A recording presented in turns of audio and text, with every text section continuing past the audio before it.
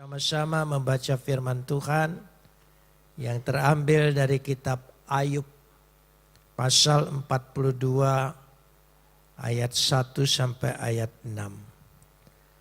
Ayub pasal 42 ayat 1 sampai 6. Kita akan membacanya saling sahut bersahutan. Saya akan awali ayat 1 dan 2. Jemaat menjawab ayat 3. Dan seterusnya saling ganti bergantian sampai ayat yang ke-6. Maka jawab Ayub kepada Tuhan, "Aku tahu bahwa Engkau sanggup melakukan segala sesuatu dan tidak ada rencanamu yang gagal." Ayat 3.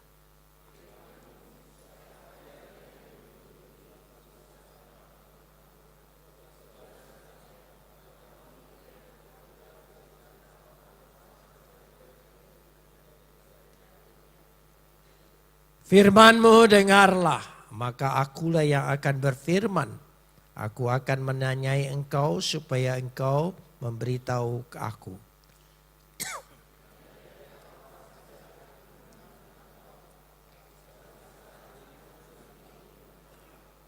Oleh sebab itu aku mencabut perkataanku dengan menyesal. Aku duduk dalam debu dan abu. Kapot leha Adonai Elohenu kapot leha.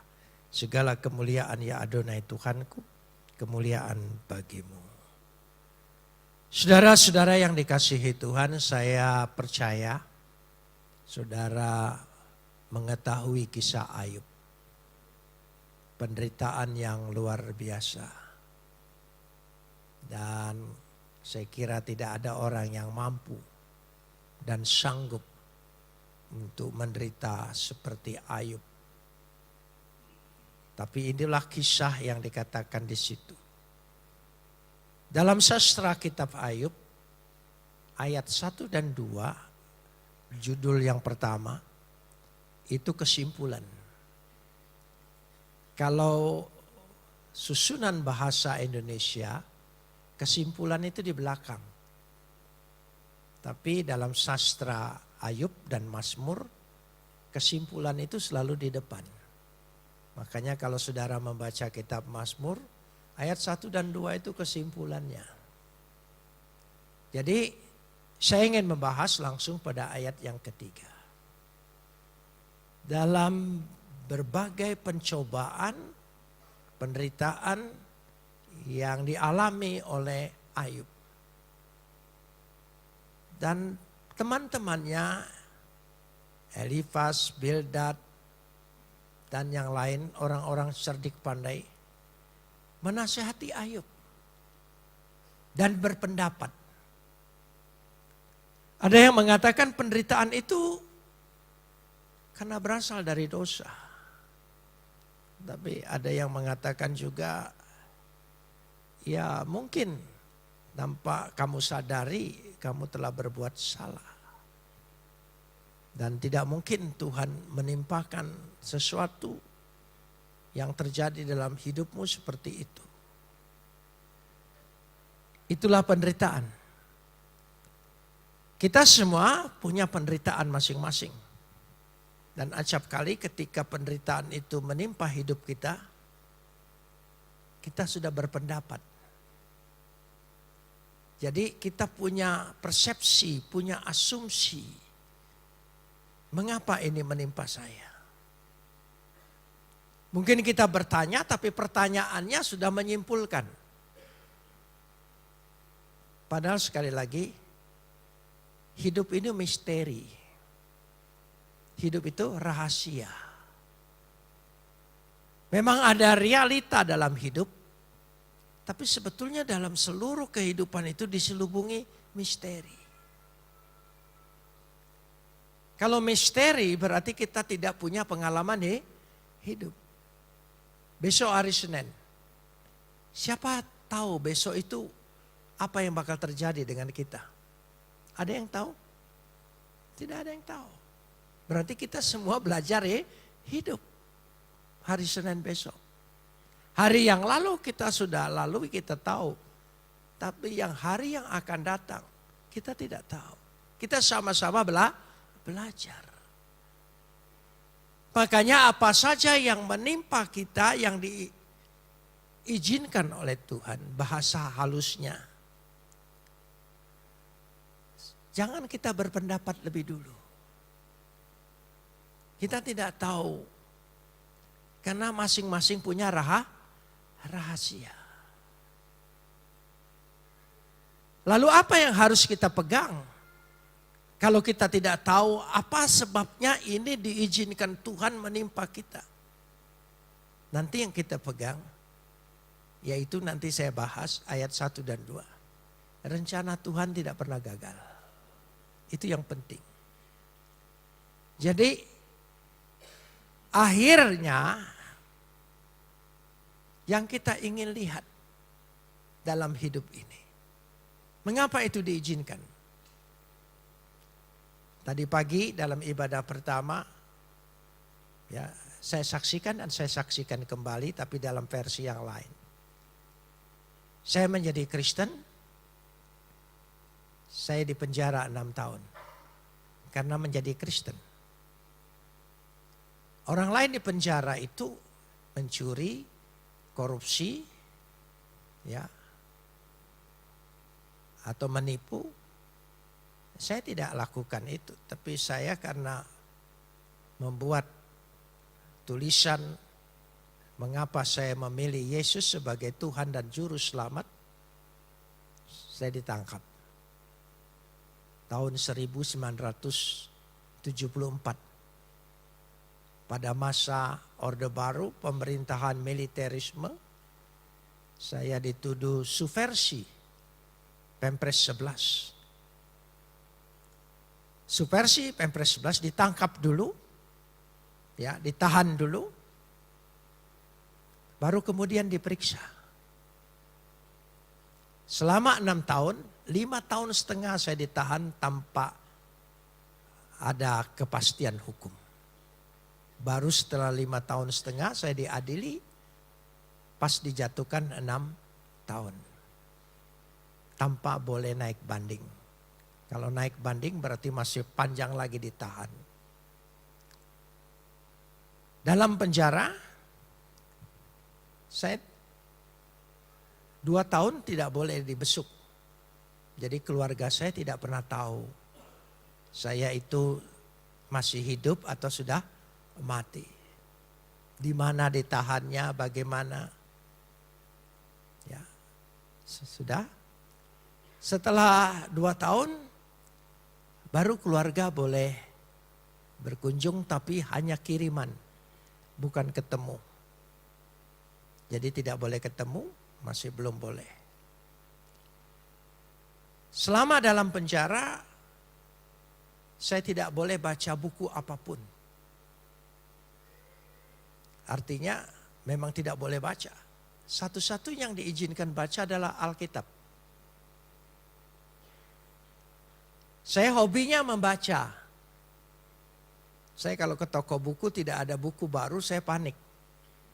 Saya senang sekali membaca. Sampai hari ini harta terbanyak saya adalah buku di rumah. Ketika tidak boleh baca, itu luar biasa stresnya.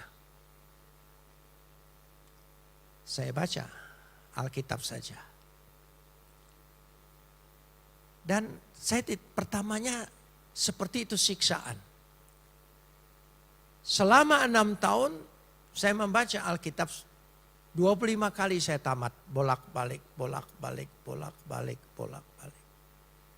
Dari membaca cepat, membaca pelan, membaca mengerti, membaca memahami, membaca menyelami. 25 kali. Waktu saya ditangkap, saya sedang sekolah pendeta di Batu Malang. Jadi bertobat, sekolah pendeta, ingin melayani Tuhan. Mestinya kan mulus kan? Perjalanan hidup mestinya mulus. Tapi Tuhan izinkan lain.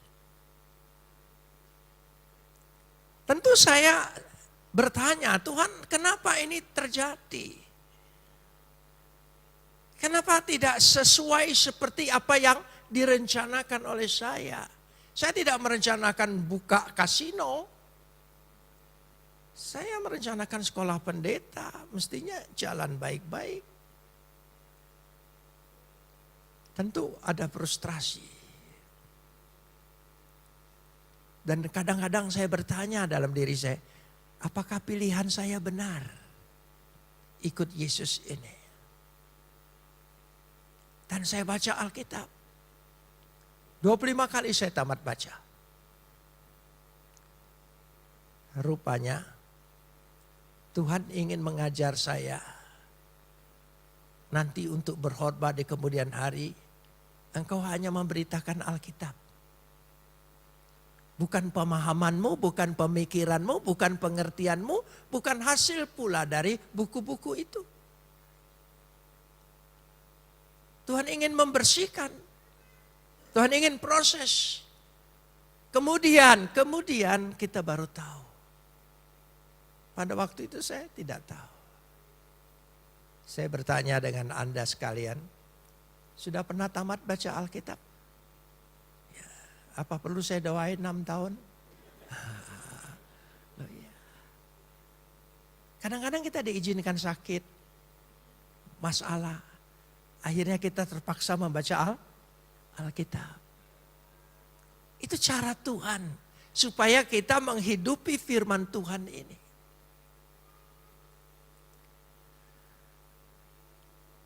Tahun keempat, ya artinya tahun ketiga lewat, itu sudah mulai kiriman. Istri saya boleh kirim. Dan mulai saya artinya tahu keluarga saya masih ada dan saya juga tahu mereka masih ada. Saya masih ingat betul kiriman istri saya. Hanya boleh sebulan sekali.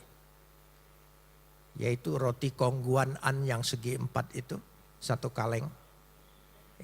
Itu bertahun-tahun istri saya kirim. Makanya saya kalau sekarang lihat roti itu agak trauma saya. Loh 6 tahun penjara siapa tidak trauma coba. Tanpa kepastian hukum. Kadang-kadang sampai hari ini pun tidur masih terbangun. Kadang-kadang kaget apa di penjara saya. Loh iya. Lalu sabun mandi Kamai. Zaman itu ya 1. Dan odol Pepsodent yang besar 1. Dan kiriman yang lainnya. Istri saya pikir cukup untuk saya. Memang kalau sendiri cukup. Tapi dia tidak tahu di penjara dimakan rame-rame.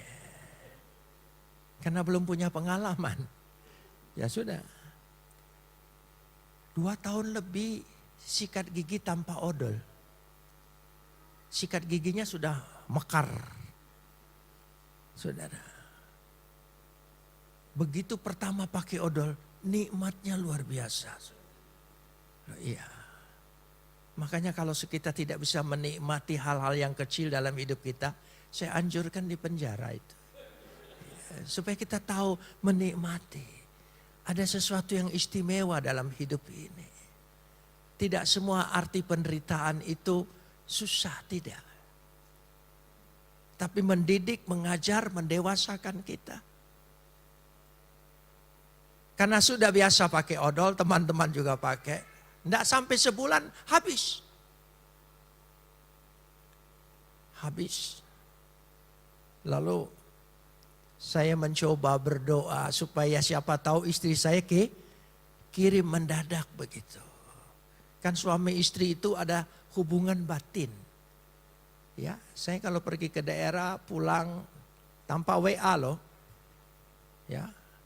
Saya mau makan apa, di rumah pasti tersedia. Maklum kami menikah sudah 56 tahun. 56 tahun. Jadi hubungan itu cukup tahu dia saudara. Loh iya, kalau mertua datang saya bilang dengan istri, tahu dia, ongkosin maksudnya saudara. Loh, arti itu baca di kamus bahasa, nggak ada artinya ongkosin saudara. Tapi hubungan seperti itu. Jadi saya pikir istri saya kirim. Istri saya kirim. Ya. Nah di penjara ada waktu besuk kiriman. Boleh ketemu atau kiriman. Dari jam 9 pagi sampai jam 2 siang. Saya kasih tahu jadwal ini, siapa tahu berguna nantinya. Sampai jam 2, saya tunggu-tunggu setiap kali ada panggilan kiriman saya. Saya imanin lagi. Lewat. Ya, lewat. Terus dari jam 2 sampai jam 4 sore, ya, karena ini di penjara Kalisosok Surabaya, di sebelahnya kantor Kejaksaan Negeri, ya, di Surabaya. Saya punya teman baik, seorang pengacara yang selalu datang ke Surabaya dan selalu titip uang buat saya. 10.000, 20.000, yaitu Adenan Buyung Nasution, almarhum. Dia selalu kirim saya selama saya di penjara. Lalu dari jam 2 sampai jam 4 saya berpikir, Bang Buyung kirim, Bang Buyung kirim, Bang Buyung kirim. Sampai jam 4 selesai. Di penjara jam 4 semua sudah mandi, sampai jam 5 apel. Masuk kamar semua, kunci lagi. Dan mulai saya berdoa. Tuhan, saya tahu Tuhan sibuk. Jadi tidak mungkin kirim odol buat saya. Ya sudah, saya menghibur diri saya. Ya. Karena saya ini orang Protestan. Diajar tidak pernah minta yang kecil-kecil, model odol lah, segala. Doa syafaatnya selalu besar. Jam 7 malam kamar saya dibuka. Ada orang baru masuk. Waktu orang baru masuk, di kamar itu ada 3 orang. Orang ini lihat, ketiga orang ini, mungkin muka saya tidak terlalu kriminal. Jadi dia deketin saya. Dia bilang gini, kok boleh enggak saya tidur dekat sini? Oh boleh. Saya pinjamin bantal, saya pinjamin tikar. Saya banyak tikar dan bantal, warisan dari yang bebas. Itu gunanya ditahan lebih lama. Orang yang ditahan lebih lama dapat warisan. Jadi saya pinjemin. Lalu dia bawa tas plastiknya, dia buka. Boleh titip ini? Karena orang baru harus titip kepada orang yang lama, takut nanti diambil orang. Lalu saya buka. Saya buka isinya, odol. Tidak tanggung-tanggung, 10 odol. Hanya odol, tidak ada yang lain. Saya sampai tanya dia, kenapa kamu bawa odol semua? Dia sendiri kaget, masa iya? We punya toko, waktu we ditangkap, we gugup. Dia pikir ambil sabun, ambil apa, ternyata saking gugupnya dia ambil odol semua. Cara Tuhan mengabulkan doa. Tidak pernah terpikir oleh saya ada orang baru ditangkap bisa bawa odol. Seringkali kita mengatur Tuhan.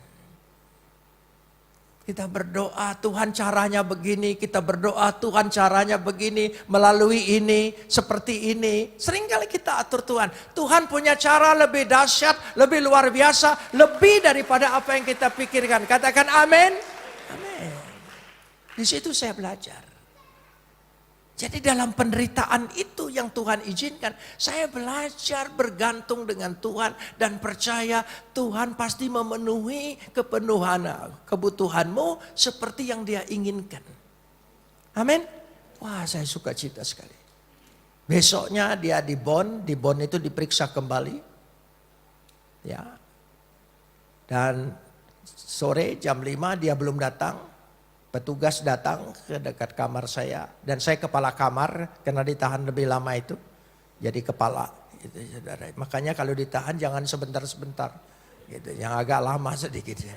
Bisa jadi kepalanya. Lalu saya bilang 4, 1 di luar, 3 di dalam. Oh enggak, dia bilang. Coret aja yang 1. Loh kenapa? Salah tangkap. Jadi orang itu hanya untuk kirim odol aja, saudara. Sampai hari ini saya tidak mengerti. Itu cara Tuhan, itu rahasia hidup. Hidup ini penuh rahasia. Percayakan bidang rahasianya, jangan kita berasumsi. Jangan punya pendapat. Serahkan, percaya kepada iman, kepada Tuhan. Ada bagian rahasia hidup kita letakkan iman. Ada bagian ketika menjalani kenyataan hidup kita berpikir. Itu sebabnya Tuhan pada ayat ketiga menegur Ayub. Siapakah dia yang menyelubungi keputusan? Siapakah dia? Ya. Yang menyelubungi rancanganku tanpa pengetahuan. Kadang-kadang pendapat kita menutupi, menyelubungi apa maksud dan rencana kehendak Tuhan. Karena itu jangan mudah berpendapat. Wah, ini memang sudah sial aku. Jangan kutukin dirimu sial. Engkau anak Tuhan, engkau penuh berkat. Katakan amin. Iya. Kita dikutukin orang marah, kita ngutukin diri sendiri. Nggak usah, nggak boleh itu. Apapun yang terjadi, saya percaya Tuhan ya punya rencana. Jadi ada bagiannya. Dikatakan pada ayat 3 di sini, itulah sebabnya tanpa pengertian aku telah bercerita tentang hal-hal yang apa? Tolong sambung situ. Tentang hal-hal apa? Yang ajaib. Jadi ada bagian hidup ini yang ajaib, yaitu misteri. Kita tidak tahu, ada caranya. Nah, kalau kita campuri, kita berpendapat, kita katakan intervensi ke situ, sehingga kehidupan itu menjadi tidak bisa dijalani. Itu cara Tuhan. Ada hal-hal yang sangat apa? Ajaib. Katakan lagi, ada hal-hal apa? Ya, ada hal-hal yang ajaib dalam hidup kita. Amin. Ya. Termasuk apa yang diizinkan Tuhan terjadi dalam hidup kita. Ada keluarga yang sudah pergi duluan. Ya, karena COVID dan sebagainya. Jangan sesali. Ada bagian, ada kerugian-kerugian yang kita alami, Tuhan izinkan. Ada sesuatu. Banyak sekali misteri. Seringkali pameo masyarakat berkata, rezeki, jodoh, itu misteri. Ya. Kadang-kadang saya berpikir, selama dalam penjara itu, waktu saya di Kalisosok, saya dimasukkan ke bagian bangsal rumah sakit.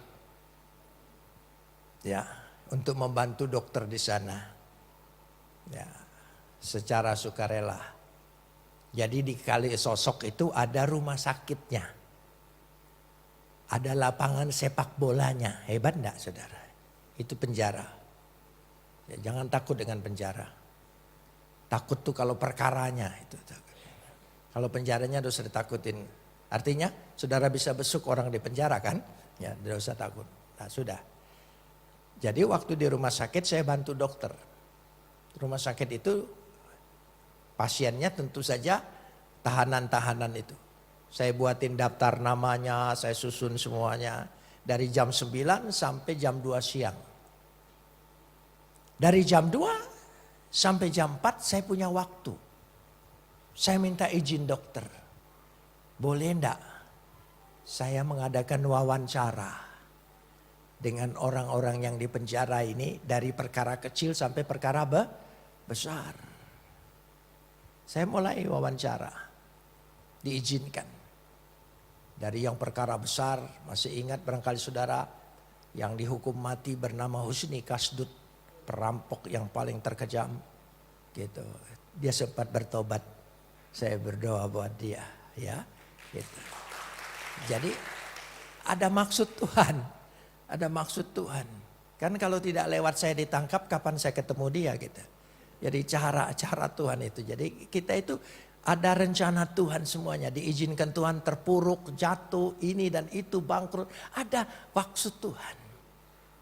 Kalau tidak demikian kita tidak ketemu dengan orang-orang yang sebetulnya dipertemukan oleh Tuhan. Ya sudah. Saya tanya mereka. Hasil survei loh ini. Saya kaget. Ketika saya tanya apa sebab sampai ketangkap. Kan kalau maling kan siap lari. Kalau ini kan sudah dipersiapkan. Kenapa sampai ketangkep? Apa jawaban mereka? Di luar dugaan saya. Dia bilang saya durhaka dengan ibu saya. Saya menipu, berbohong, berdusta dengan istri saya. Jadi semuanya yang ketangkap bukan karena kasusnya. Tapi karena dianya durhaka dengan ibunya dan dengan istrinya. Dari situ saya berkesimpulan dalam hidup kita ada dua wanita keramat. Oh ya, ibumu, istrimu. Tolongin apa? Ibumu, istrimu. Ini pengalaman yang 56 tahun menikah. Itu luar biasa. Wanita itu dahsyat loh. Yang paling berani duluan ngomong dengan iblis siapa? Loh iya, Adam jauh-jauh. Yang berani main di taman pohon pengetahuan siapa? Loh iya, yang berani naik pohon duluan siapa? Yang berani ngambil buah duluan siapa? Waduh, hati-hati loh. Dalam hidupmu ada dua wanita keramat. Siapa? Ibumu dan istrimu. Oh iya. Saya 56 tahun menikah. Sampai hari ini saya tidak bisa mengerti siapa istri saya. Sulit dimengerti perempuan itu, sudah. Sulit dimengerti. Mau-maunya sendiri. Akhirnya saya sadar. Kenapa sampai tidak bisa? Karena waktu Hawa diciptakan, Adam disuruh tidur. Tidurnya tidak tanggung-tanggung, bahasa Ibraninya tardema, tidur nyenyak. Makanya kita tidak tahu rahasia dia. Karena itu jangan suka berdusta dengan istri. Sebab yang belajar berdusta langsung dengan iblis siapa duluan, saudara? Oh iya. Jadi begitu kita berdusta dengan dia, dia pikir alah kecil. Kau belajar dari saya. Gitu. Saya belajar dari sumbernya. Jadi dia belaga aja, iya. Dia ngerti itu, saudara. Loh itu, ya sudah, itu seperti itu. Jadi hidup ini ada bagian rahasia. Yang tadi, rezeki juga rahasia. Kita tidak tahu rezeki kita di mana kan, tidak tahu kan. Tapi rezeki tahu siapa tuannya. Tahu dia. Kapan dia bakal menghampiri kita? Dia tahu. Kita lanjutkan sekarang ini. Ayat yang keempat. Karena itu Tuhan katakan di dalam hidup yang penuh misteri itu di ayat 4. Firmanmu, ya ayat 4. Firmanmu apa? Dengarlah, maka tolong sambung. Siapa? Tuhan yang berfirman. Dengarlah. Bukan Tuhan mendengar keluhan kita. Dengarkan firman Tuhan. Mengapa itu diizinkan oleh Tuhan? Aku akan menanyai engkau supaya engkau memberitahu kau. Aku, jika engkau memang tahu rahasia hidup, kasih tahu aku, kata Tuhan. Kita tidak tahu. Justru Tuhan yang kasih tahu. Jadi pada saat kita menghadapi hal-hal seperti itu, rahasianya ada pada firman Tuhan. Katakan amin. Firman Tuhan. Firman Tuhan. Sehingga dengan demikian kita bisa mendengarkannya. Tuhan berkatakan, aku akan menanyai engkau supaya engkau memberitahu aku. Ya. Ayub bertobat sungguh-sungguh. Hanya dari kata orang saja aku mendengar tentang engkau, tetapi sekarang mataku sendiri memandang engkau. Jadi Tuhan ajarkan kita supaya firman itu kita hidupi. Sekali lagi, firman itu menghidupkan kita. Amin. Ya, tapi kita harus menghidupi firman. Saya kasih contoh begini. Kita semua diselamatkan oleh karena kasih karunia Tuhan. Katakan amin. Ya, tidak ada karena upaya usaha kita. Terlebih dahulu Tuhan. Tuhan itu punya kedaulatan penuh. Tapi kita punya kebebasan memilih. Free will. Kita punya kebebasan memilih. Ketika Tuhan ya memilih kita, dia melakukan kewajibannya. Dia kirim anaknya, dia korbankan anaknya mati buat saya dan saudara. Ketika kita percaya menggunakan hak priwil pilihan kita, kita pun punya kewajiban untuk taat kepada dia. Untuk mengikuti perintah-perintahnya. Katakan amin. Nah, ya, kita untuk ikutin perintahnya. Sehingga dengan demikian ketika Tuhan bekerja, berkarya dalam hidup kita, dia tunjukkan pada kita. Sehingga firman itu hidup. Saya ulangi. Saya sering dipindah-pindahkan dalam penjara. Diperiksa laksusda, laksuspus. Ya. Dari teperda, teperpu. Tim-tim periksa-periksa berulang-ulang. Tanya saya, apa sebab jadi Kristen? Dia ingin tahu. Ada orang membujuk saya, ada orang mengajak saya, siapa? Ya enggak ada. Saya jadi Kristen karena baca Alkitab. Saya baca Alkitab. Pertama saya baca Alkitab itu bukan untuk percaya, tapi untuk mencari kelemahannya. Tapi ketika saya baca Alkitab, saya baca dari awal. Dari awal. Ya. Sampai Yohanes 1 ayat 1. Pada mulanya adalah firman.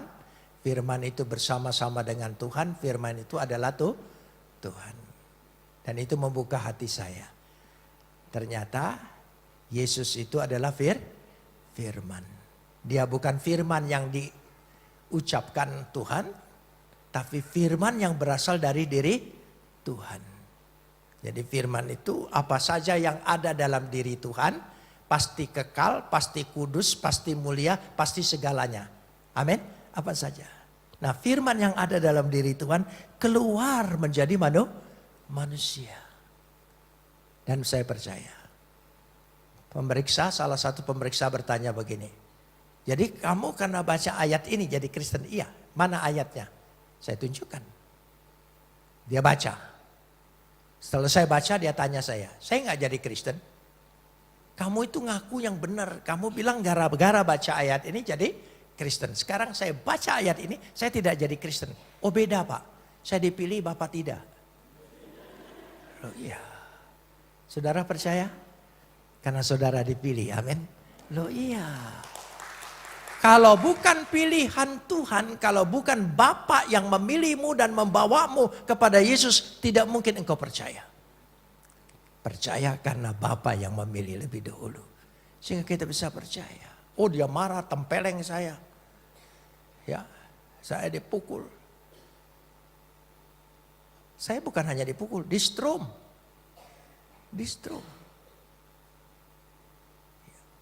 Orang lain distrom suruh ngaku. Saya distrom suruh nyangkal. Distrom. Pingsan. Bawa kamar dibantu oleh teman-teman. Ya. Teman-teman menyadarkan saya, masih ingat saya kasih minyak PPO zaman dulu. Taruh di hidung saya sampai panas. Sekarang minyak itu tidak ada lagi. Ya. Jadi sudah. Malam lagi, setiap pemeriksaan malam itu berarti penyiksaan. Strom lagi, bolak-balik. Akhirnya Jakarta tahu, Jakarta tarik saya pindah lagi. Waktu pindah lagi. Sudah terus seperti itu. Waktu saya ditangkap, saya sedang sekolah pendeta di Batu Malang. Saya ditangkap, ya, saya sedang sekolah pendeta di sana. Lalu Batu Malang tahun 74 sangat dingin sekali. Saya punya kelemahan tubuh. Setiap dingin mendatang, persendian saya ini bengkak semua. Ada rematik di persendian saya ini. Tapi sejak disetrum sembuh total.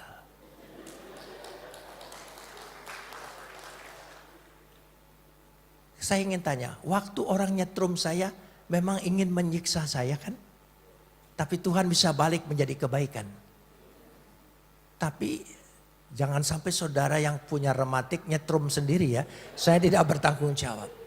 Itu maksud rahasia Tuhan. Dalam hidup ini ada rahasia Tuhan yang kita tidak mengerti. Karena itu jangan pura-pura tahu, pura-pura ingin mengatur hidupmu sepenuhnya. Enggak bisa, percayalah. Sekolah bidang ini, jurusan ini, pekerjaannya lain. Rezekinya di tempat lain. Semua. Itu rahasia hidup. Kita boleh atur hal-hal yang memang realitanya. Tapi di balik itu ada rencana Tuhan yang luar biasa. Kita lanjutkan sekarang ini. Karena itu Ayub berkata ayat 6, sebab itu aku mencabut perkataanku dan menyesal duduk dalam debu dan aku menyesal semua, aku cabut semua. Ayub dipulihkan.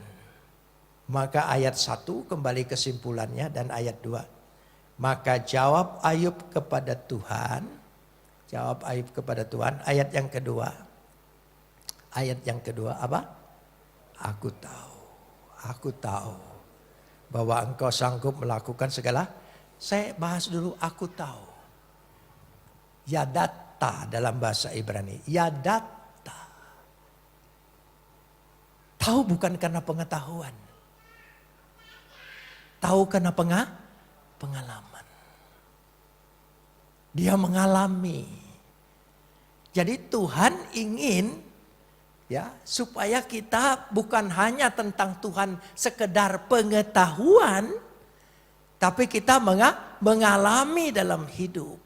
Karena itu Tuhan izinkan pergumulan, persoalan, semua terjadi dalam hidup kita supaya kita kenal Dia. Yadatta, aku tahu.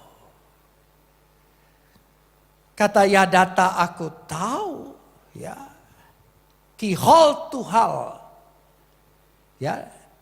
bahwa engkau sanggup melakukan segala sesuatu. Amin. Apa saja. Bahwa Tuhan sanggup melakukan segala sesuatu. Yang terpenting iman kita serahkan pada Dia. Dan tidak ada rencanamu yang gagal. Baca bersama. Dan tidak ada rencana Tuhan yang gagal. Katakan amin. Tuhan punya rencana dalam hidup kita. Dan tidak ada yang gagal. Meskipun kita menghadapi seolah-olah terjadi seperti ini. Tapi itu hanya hambatan sementara. Sementara. Orang Kristen itu paling tinggi nyaris. Nyaris. Coba katakan. Bahasa Indonesia mungkin sudah kuno ya. Nyaris. Hampir. Jadi kalau apa-apa saja yang Tuhan izinkan terjadi, katakan hampir, nyaris doang. Tidak sampai terjadi, nyaris saja. Amin. Jadi karena itu katakan nyaris saja, hampir. Sebab yang penting tidak ada rencana Tuhan yang gagal buat hidupku. Katakan bersama, tidak ada rencana Tuhan yang gagal dalam hidupmu. Pasti engkau berhasil. Amin. Pasti. Imannya itu. Karena kalau kita lihat memang ada hambatan, halangan, rintangan sementara. Karena Tuhan izinkan. Terakhir saya ingin sampaikan. Saya kalau dipindahkan tahanan itu. Dari RTM Budi Utomo ke Cipinang, Kalisosok, terakhir sampai Cirebon.